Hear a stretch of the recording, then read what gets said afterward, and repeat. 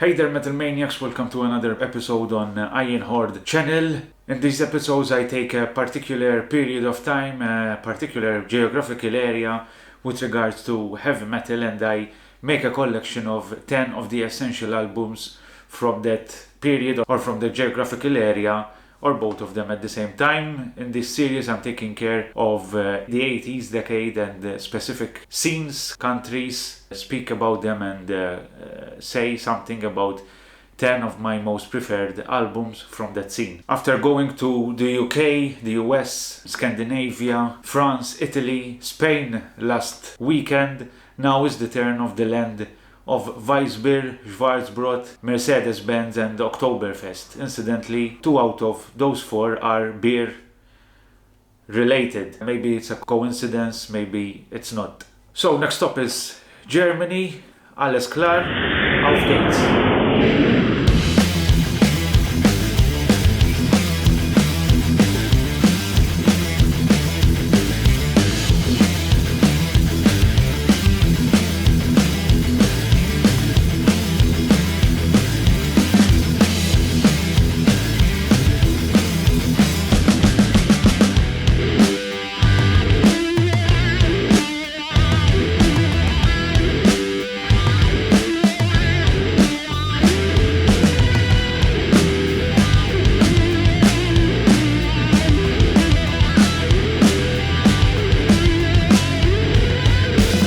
Thank you for joining us again for this video. Our job here is to review albums, suggest bands, review festivals, speak about cultural aspects of heavy metal and much more, always with the idea of old school heavy metal imprinted on our forehead. So if this is something that would interest you, please consider subscribing, liking, sharing this video with your friends in order to reach more people and give some justice to most of these albums that I'm mentioning in this series, which in the majority of them are very underrated. Before going ahead with this video, I would like to dedicate this episode to a friend of mine, Volker Freirich, who passed away last week. He used to be the vocalist, amongst other bands, of Warhammer, a band that played at our festival, at the Malta Doom Metal Festival. It was a pleasure to host him and the rest of the bands, and rest in peace, brother, until we meet again. So for this episode, as I said, we're off to Deutschland. Obviously I couldn't leave Germany out of this series, a land that gave us tens, if not hundreds, of bands, quality bands I'm referring to, in the 80s with regards to heavy metal. Along with Black Sabbath, they had a band, Lucifer's Friend, which released an album in the 1970, and I think it's one of the first heavy metal albums ever, although not as heavy as Black Sabbath, but they are relatively quite heavy for the time. And to be releasing such an album in the 1970, although they had a British vocalist in John Lawton, great vocals, but it still gives an idea of how the German people really embraced the heavy sound, the heavy riffs of heavy metal. With regards to metal, Germany also known for its big heavy metal festivals, although I have to say I'm not a big fan of big festivals, but I rather prefer the smaller ones with smaller crowds, as I don't like the bigger crowds. Generally most of the bands on the lineup in these bigger festivals are not really something that I look forward to. But anyways, these smaller festivals are close to my heart because they hold a lot of stories, a lot of funny incidents that happened during these voyages of mine at these events in Germany. So yes, I think it's the country that I visited most with regards to heavy metal. Something that always struck me with regards to German heavy metal is that most of the bands here are a balance between power metal and speed metal. I'm not referring to the ultra polished power metal, which I tend to categorize as European power metal, but rather a dirtier, a rougher kind of power metal similar to the US power metal, of which I already made a video, which I'm linking over here. But anyway, these two styles, the power and the speed, kind of get intertwined together in most of the music of the bands I'm going to speak about, and which eventually came to be known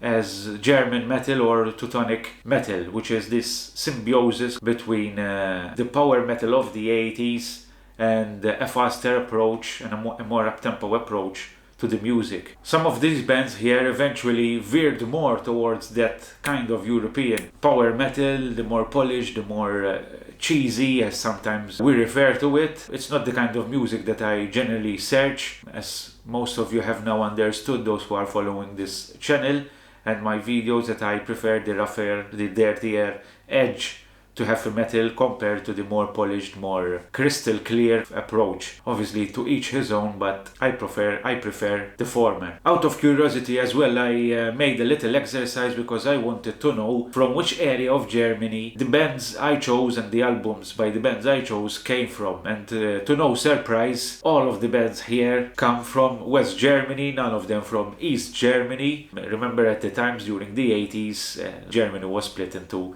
two countries, which says a lot about the limitations and the oppression there was on the eastern side of the country. So let this be a lesson to all that art should be free from any censorship, because it is an expression of society and all that revolves around it, if we like it or not. This is a small parenthesis I'm doing here that about censorship, and most of the times, even nowadays, I think I'm seeing a lot of ways of trying to limit the message in heavy metal. It's understandable that if most of us will not like all of the ideas coming out from different individuals, but that doesn't mean we need to stop what they're saying, but rather debate on that message and try to show the other person that he's on the wrong side of history. Another thing before going straight to the albums here is I like to focus a lot on the labels releasing these albums, and in previous videos I did, there's always a particular record label associated with most of the albums coming out during that period of time in a specific country. And with regards to the German heavy metal scene, that label is Noise Records. In fact, 6 out of 10 of the albums here are actually from that label. First album on this list is the album Terminal Earth, released in 1988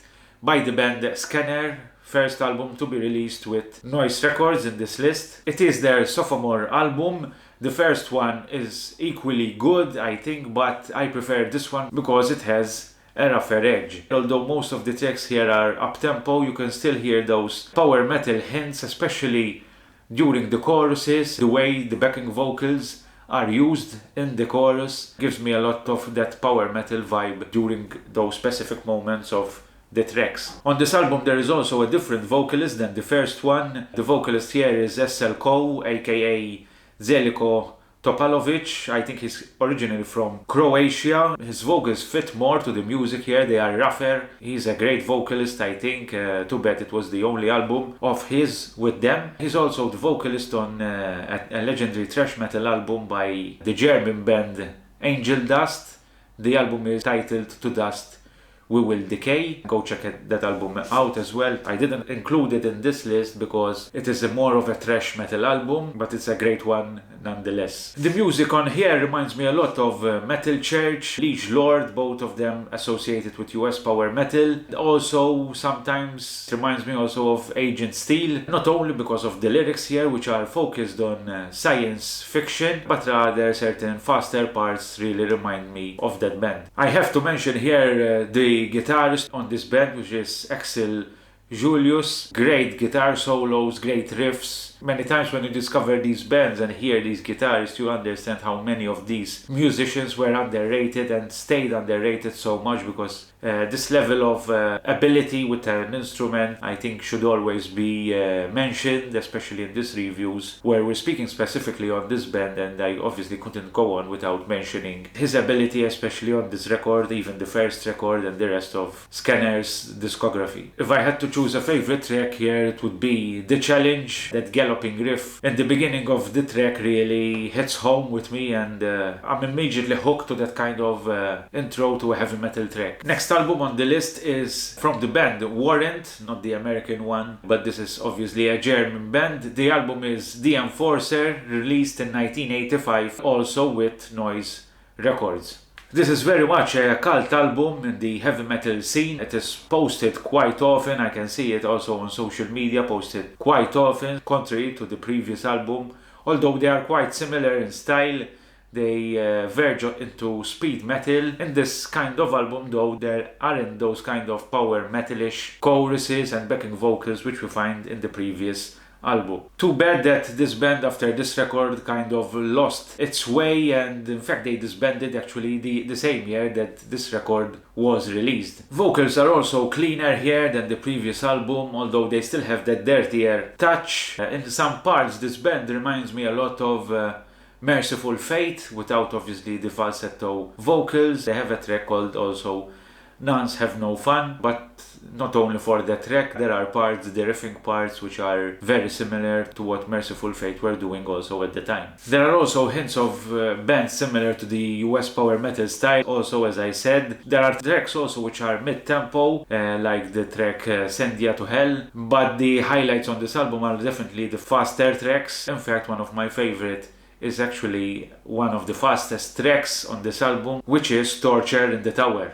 Next in line is one of my all-time favorite German metal bands. In fact, I have it here on vinyl. I've been owning it, I think, for over 10 or 11 years now. I listen to it very often, and I'm referring to the album Capture the Night by the band Brain Fever, released in 1984 on Mausoleum Records. In contrast to the previous albums, this is more focused on and more influenced by new wave of British heavy metal. It also had that kind of muffled, that warmer production, which is very synonymous with the new wave of British heavy metal. You can find a lot of melody here. In fact, most of the album is mid-tempo with catchy riffs, with melodic choruses, melodic vocals as well. 2 years later, this band released another album which is called Face to Face, which is equally as good, although I have a little more preference towards this record. After those two albums, the band kind of faded away, only for the guitarist Marco Butcher to reunite the band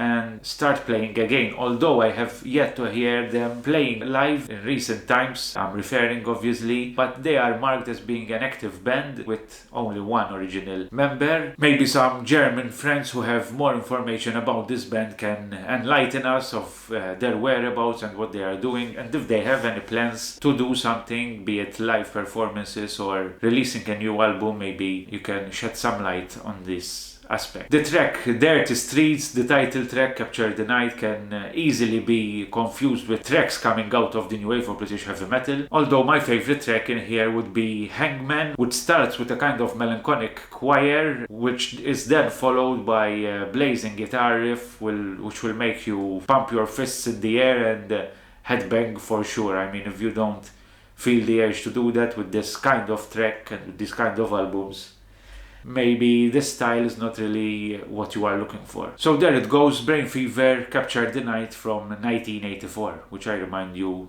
is the best year for heavy metal. Next on the list is the album Commander of Fate by the band Black Fate, released on Fate Records in 1986. And I've always had big faith in this band because the album here is amongst my favorite as well.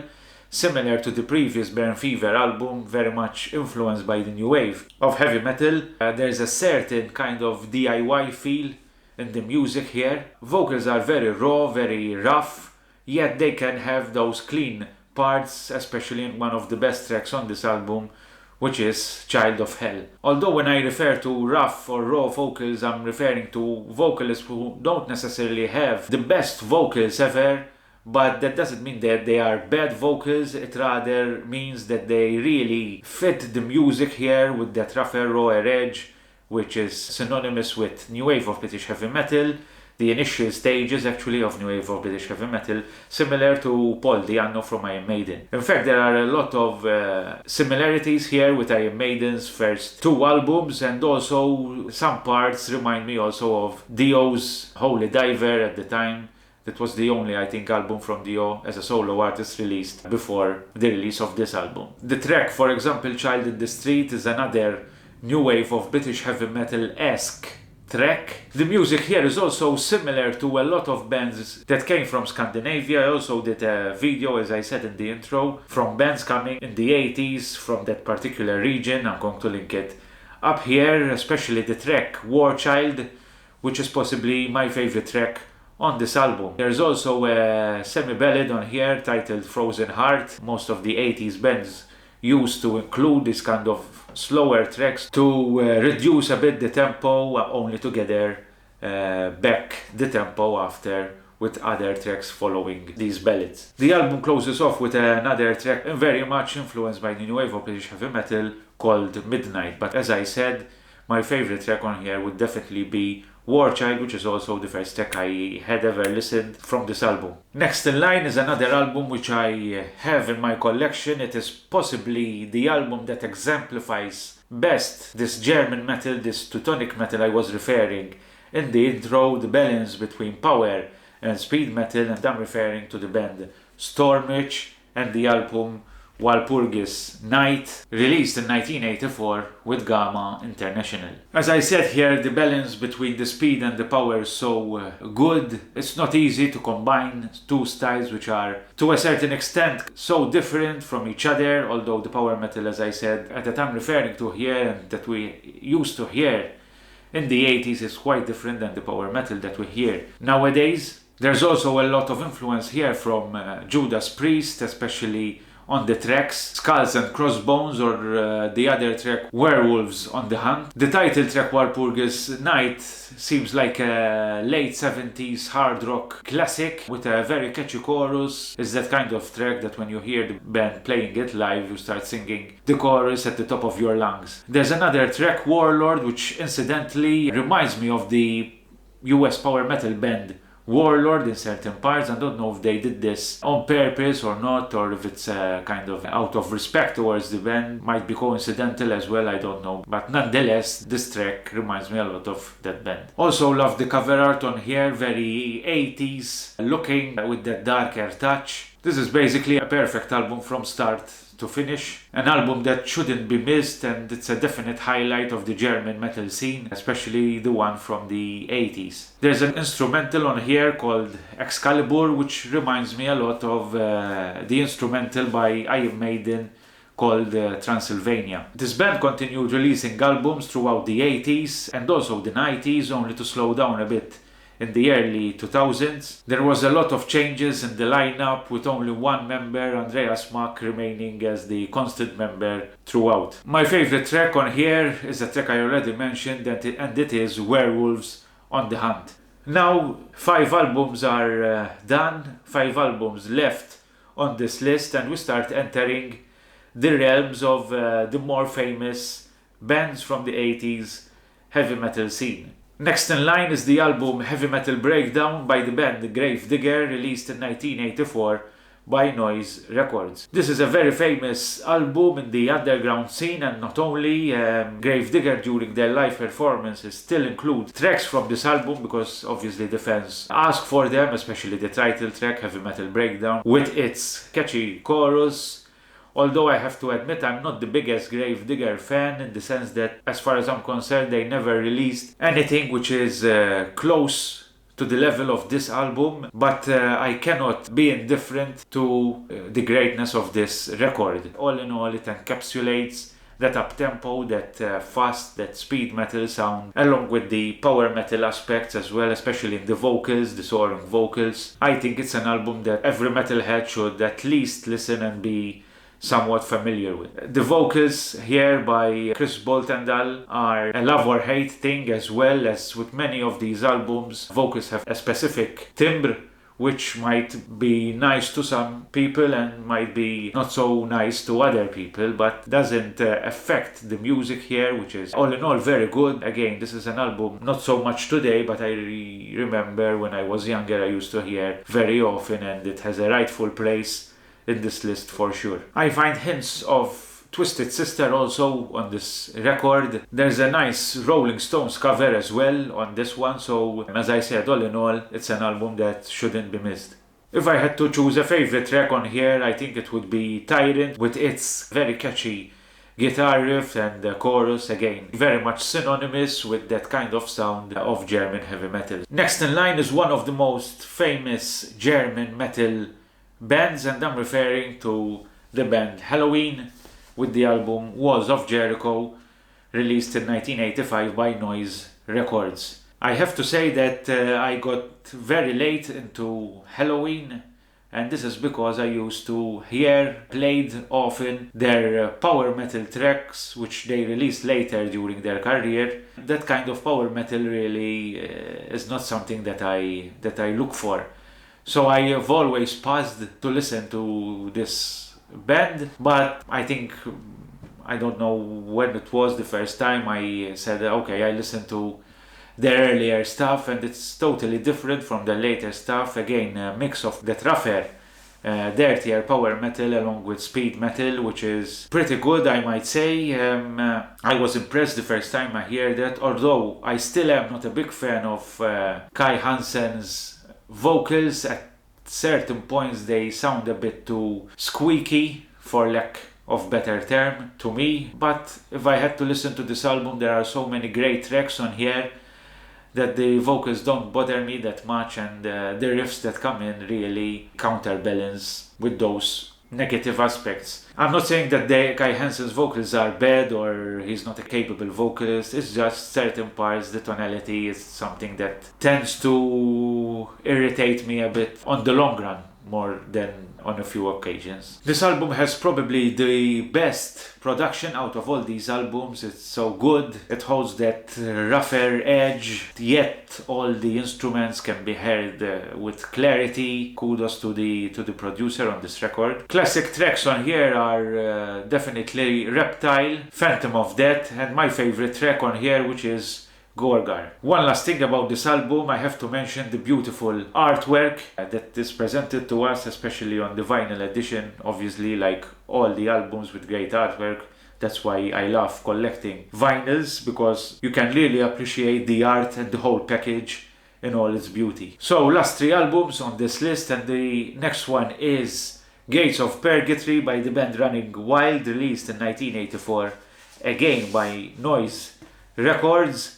Another legendary album from a legendary band, although I'm not, again, a big fan of their later outputs, but this album is, and the next one as well, but this one in particular is so good. It's, again, a perfect balance between the power and the speed, that rougher edge, which cannot be missed. Especially, I think it comes from Rolf's vocals, which I always thought they are kind of similar to Kronos from Venom, if Kronos had to be more calculated in the way he used his vocals rather than all out blazing, but also Kronos with Venom, it's a different style of music. But yes, I really love this album, and I think it was an influence on a lot of speed metal bands. The cover art really reminds me of the cover art by another great speed metal band, Exciter, and the cover Heavy Metal Maniac, released a year earlier. There's a certain menace in the music here. Listen to the track Diabolical Force and Soldiers of Hell. They are so good. I can never tire of listening to these tracks, although there are also mid-tempo tracks as well, not always. But this is always the case in these albums, with the kind of balance between, as I always said, that power and speed metal aspect. One can find a lot of great guitar solos on here, and the variety of the tracks shows the capability in the songwriting area and the composition of the tracks. Each track kind of has its own identity, which makes this album so good and makes it stand for sure the test of time. If I had to choose a favorite track on here, it would definitely be Black Demon. Next in line is undoubtedly Germany's biggest heavy metal export, and I'm speaking about the legendary band Scorpions and their album, their 1982 album Blackout, released with Harvest Records. No German heavy metal list would be complete without a Scorpions album, and this is their 8th full-length album. It is one of my favorite from them, and possibly the one that opened the name Scorpions to a wider audience. Love the guitar sound on here, and the duo of Schenker and Jebs is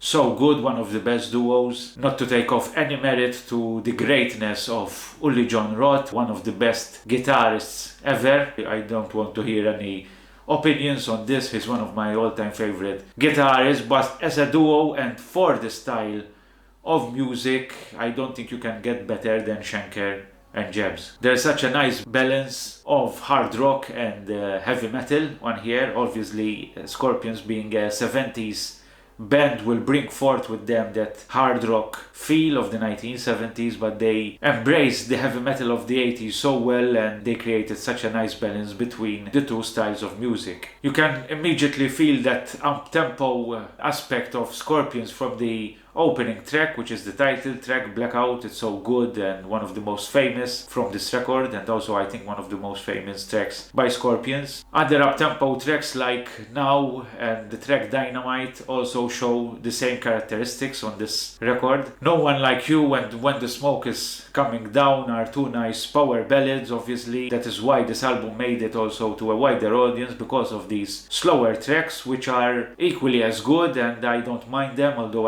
as I always say, I love the rougher, the dirtier aspect of heavy metal, the rawer. But yet, with these bands, it's kind of, they create a certain balance whilst you are listening to the entire album. So I think it fits their purpose very well. You Give Me All I Need and Arizona are two mid-tempo tracks. Again, really good. Sometimes they are quite underrated. I don't feel as they are fillers on this album, but rather they have their own identity and can justify their inclusion on this record. But if I had to choose a favorite track on here, it would be China White, which is kind of an odd track for Scorpions. I can hear influences in this track, kind of a mix of Black Sabbath and Led Zeppelin. Basically everything on this record smells like 80s. For me, that I was born in the 80s, they say that as a child you absorb the most in your first 3 years of life. I definitely absorbed everything that is associated with the 80s.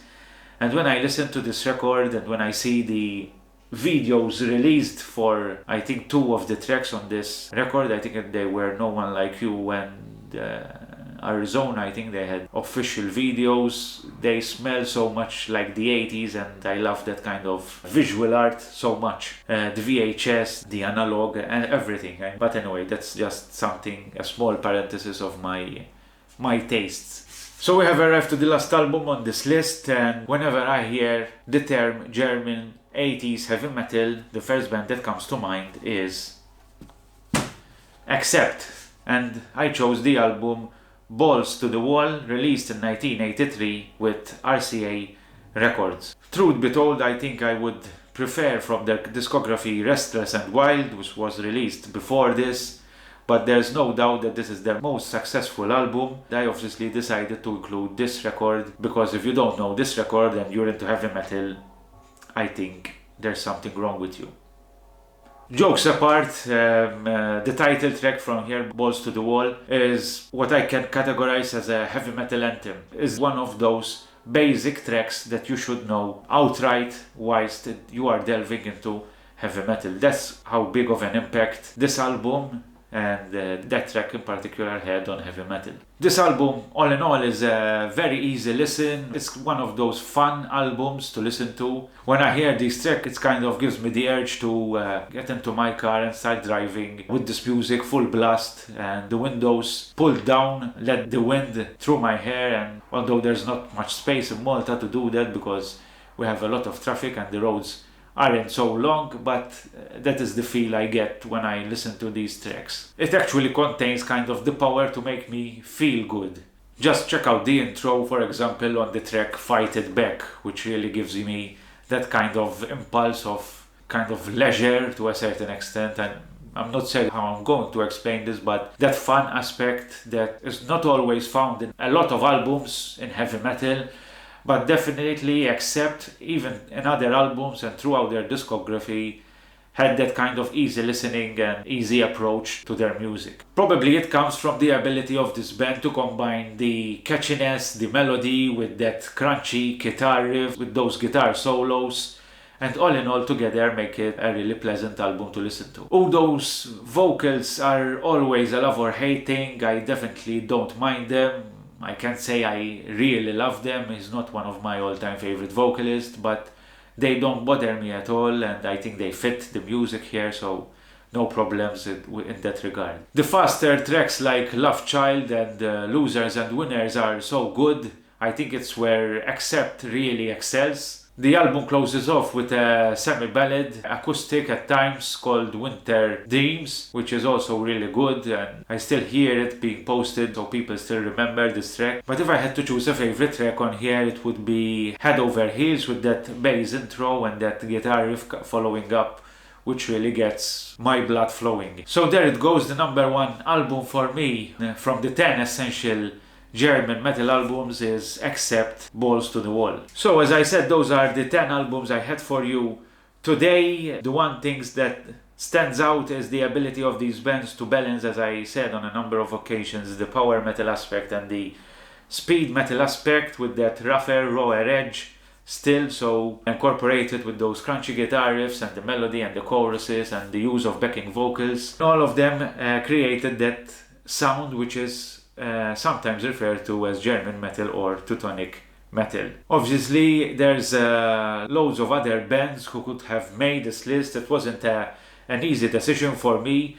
I left out the thrash metal bands, Creator, Sodom, Destruction, because obviously they are thrash. I'm trying to focus more on the traditional heavy metal style here. But if you would like to suggest bands, please go ahead. Let us know in the comments if you agree or if you don't agree with us, which albums you would have added also in this list. Before closing off, may I remind you to subscribe to this channel if you like our content, like, share, click on the bell as well so that you are notified whenever we post a new video. We post videos generally on Wednesdays and Sundays, so stay tuned, stay safe, and metal on. Cheers.